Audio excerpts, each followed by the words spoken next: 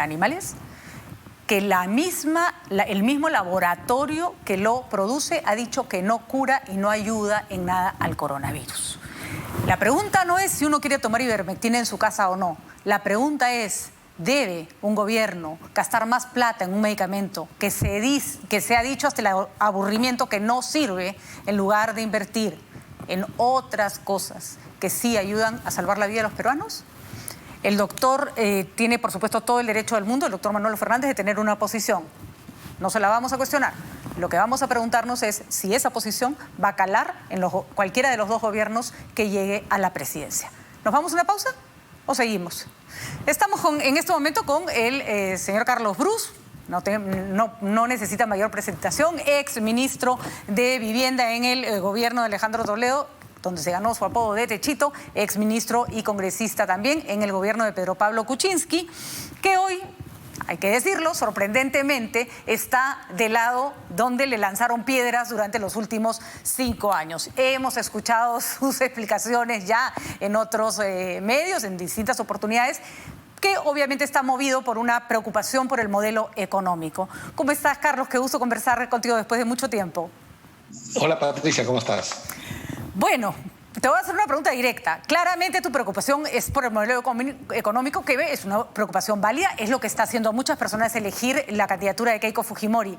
¿Crees la democracia juega en estas elecciones? ¿Crees que la democracia es un factor que estás defendiendo o finalmente un candidato u otro nos pone en el mismo riesgo de perder nuestras libertades? No, indudablemente en esta elección está claro que la democracia está en peligro si el señor Castillo sale elegido. Él mismo ha dicho que él pretende llevar adelante un referéndum para cambiar la Constitución, que es exactamente lo que hizo Hugo Chávez cuando fue elegido presidente en Venezuela, lo que hizo Evo Morales en Bolivia. Cambian la Constitución para poder ser reelegidos y mantenerse en el poder. Así que es el mismo know-how que quieren aplicar, y por eso que hoy la democracia está en peligro en la opción que representa Perú Libre. Y en la opción que representa Keiko Fujimori, porque ojo que con esta constitución se volaron a Pedro Pablo Kuczynski, a Martín Vizcarra. Los presidentes han pasado casi uno tras otro y no necesitaron cambiar la constitución, ¿no? Vamos, Carlos, estuviste ahí. Lamentablemente, ¿no? esos procesos de vacancia fueron constitucionales.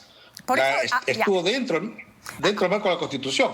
Obviamente la Constitución debe ser reformado en ese sentido, porque no puede ser que vaquemos a un presidente más rápido de lo que vacamos a un alcalde. Eso hay que reformar la cuestión de confianza, hay que reformar varias cosas, pero estaba dentro del marco de la Constitución. Pero por ahí no va la pregunta, porque si Pedro Castillo hace un referéndum y cambia la reelección, también lo va a hacer dentro del marco constitucional. La pregunta no va sobre las formas, que en un caso y otro pueden ser democráticas. La pregunta va sobre el capricho, el uso de la Constitución justamente en contra de la democracia. Algo que es constitucional no necesariamente está bien. Lo vimos clarísimamente en el caso de Pedro Pablo Kuczynski. Eso fue un ensañamiento del fujimorismo contra PPK. Y se usó la Constitución para eso. El hacer un referéndum para cambiar la Constitución no es constitucional. En ninguna parte de la Constitución está previsto. Si pasa por una aprobación del Congreso primero, claro que sí. Se necesita la aprobación en el Congreso, ¿no? Claro que sí. El Congreso tendría que diseñar el mecanismo que no existe, ¿no? Y eso, si es que lo pretenden hacer desde el Ejecutivo, no es constitucional. Pero, por otro lado, ¿de acuerdo con eso no podríamos cambiar la Constitución nunca? Sí, porque la Constitución puede ser reformada, pero no puedes hacer una nueva. No existe ese procedimiento. Bueno. Entonces habría que cambiar la Constitución para prever ese procedimiento, como lo han hecho en Chile. En Chile han tenido que primero cambiar la Constitución. Para eso se crea una constituyente.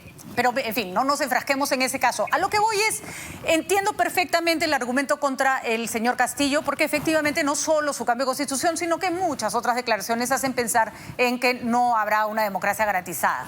Pero la señora Fujimori tampoco tiene los mejores pergaminos para eso. Por eso pregunto. Entendemos la defensa del modelo económico, pero ¿de verdad, Carlos, crees que la democracia está salvaguardada en un eventual gobierno de Keiko Fujimori? Fíjate, tú sabes que un pilar de la democracia es la libertad de prensa. y has visto tú al candidato Castillo asusando a la gente para que ataquen a la prensa, no solo una vez, sino 2 veces, y él no se disculpaba inmediatamente, se ha demorado horas después para masticar una disculpa. Ese poco respeto a la libertad de prensa son gestos autoritarios que preocupan.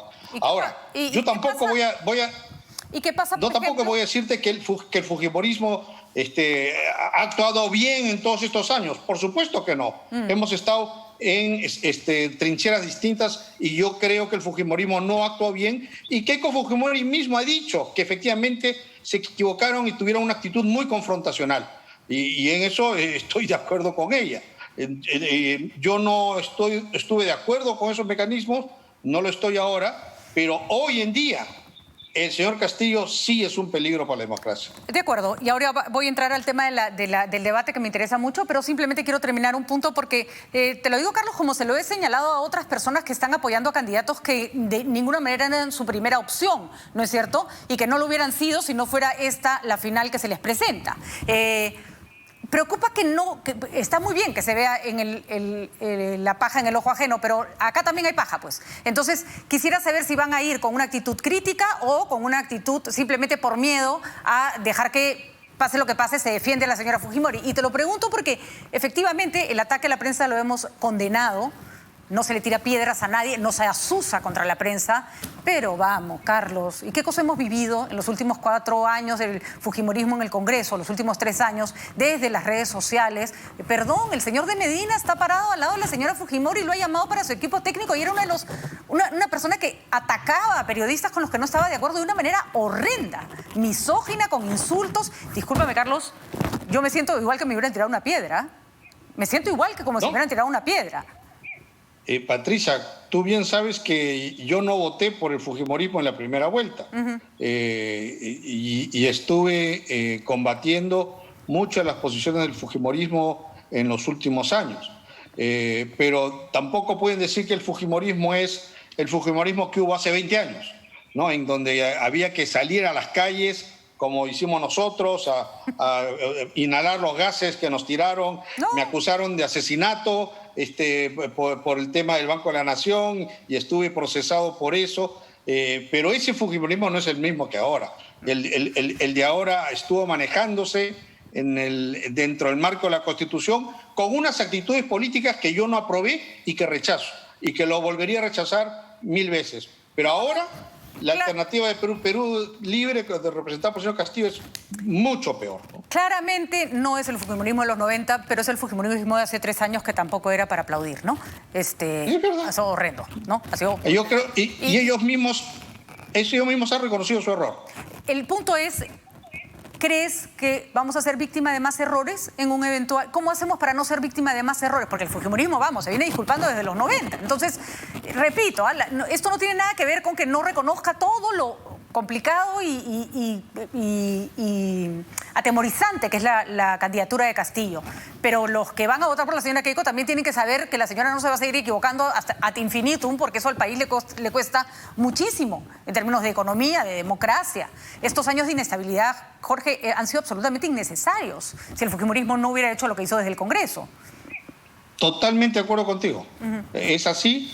Yo he conversado estos temas, ellos han reconocido que se equivocaron y esperamos todos que esto sirva para que entiendan lo que significa respetar la permanencia mínima de personalidades elegidas por el pueblo, y solo se les debe remover por razón grave.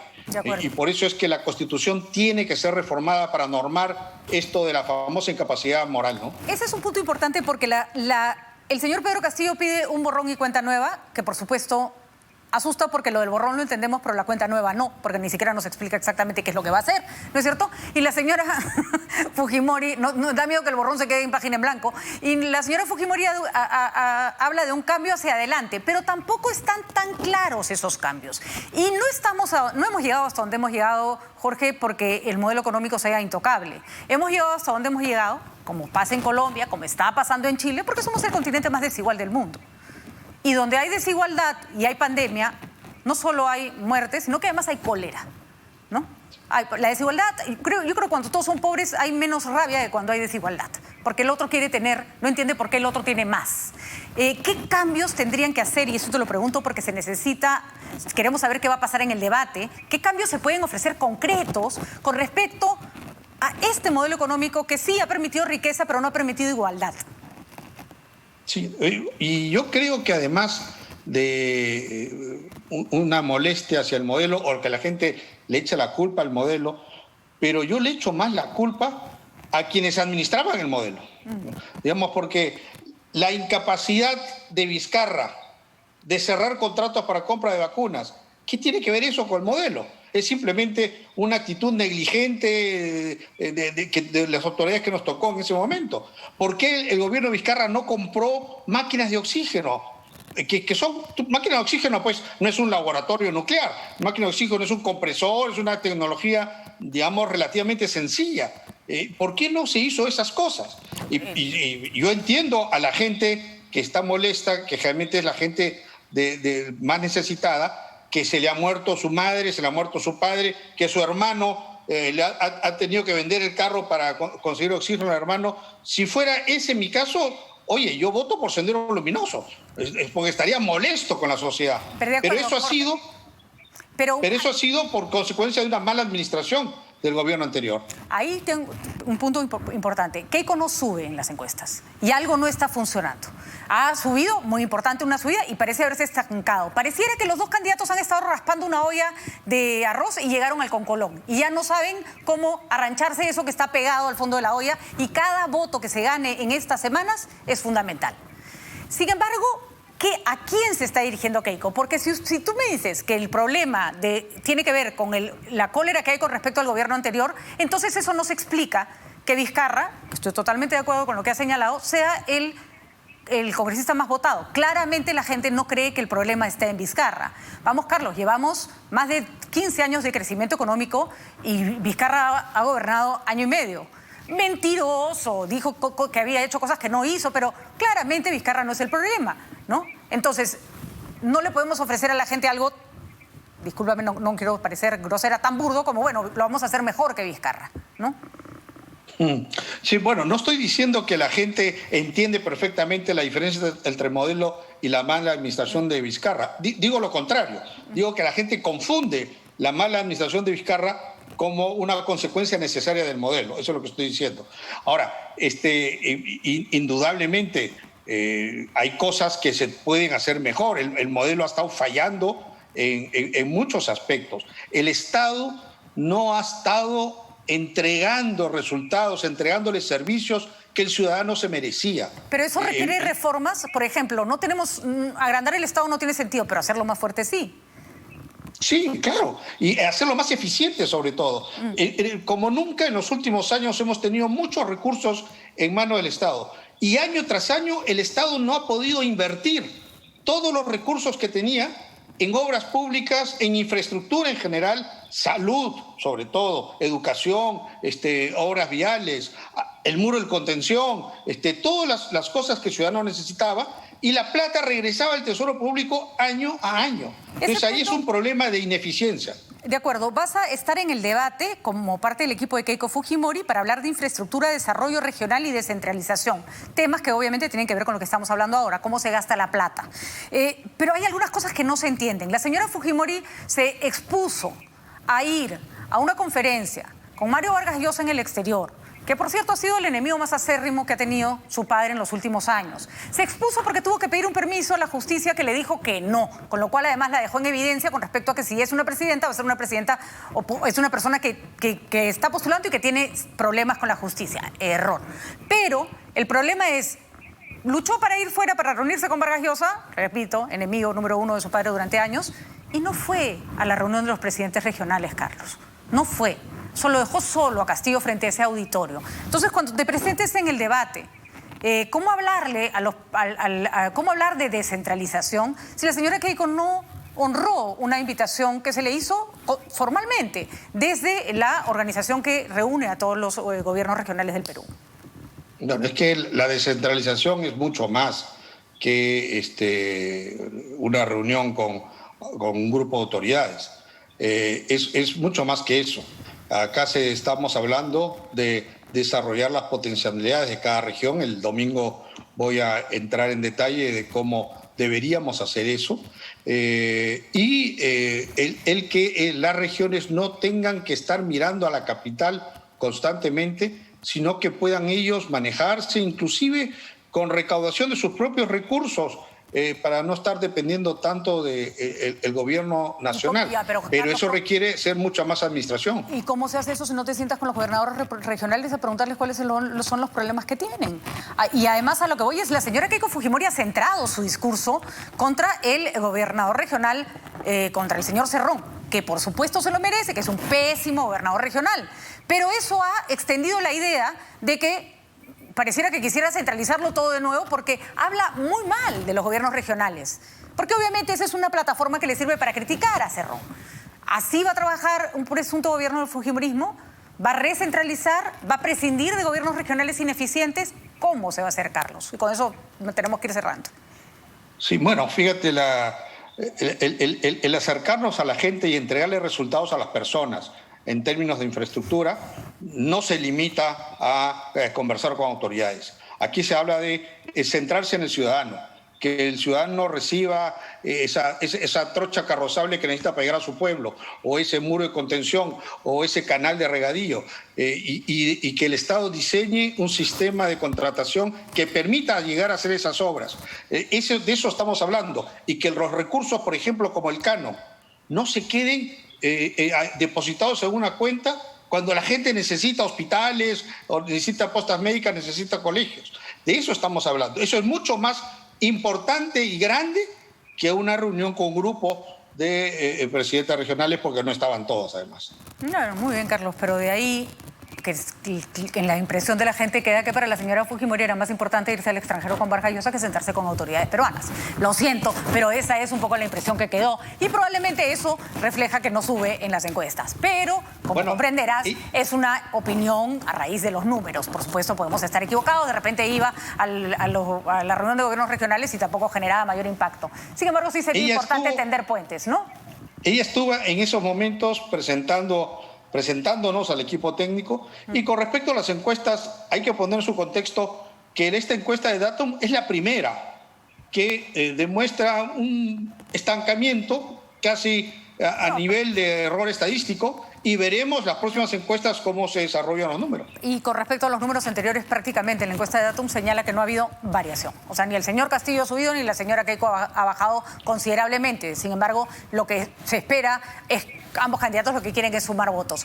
Carlos, suerte entonces. Veremos las siguientes encuestas. Exacto. Y veamos el debate, que creo que va a ser importante. Te felicito por participar en él. Creo que es importante que las personas escuchen y escuchen a los equipos técnicos. Esperemos entonces escuchar propuestas para comparar interesantes de ambos lados. Muchísimas gracias, Carlos. Bueno, buena suerte. Gracias a ti. Te vemos en el debate. Vamos a ir a una pausa. Regresamos aquí en Nada Está Hecho.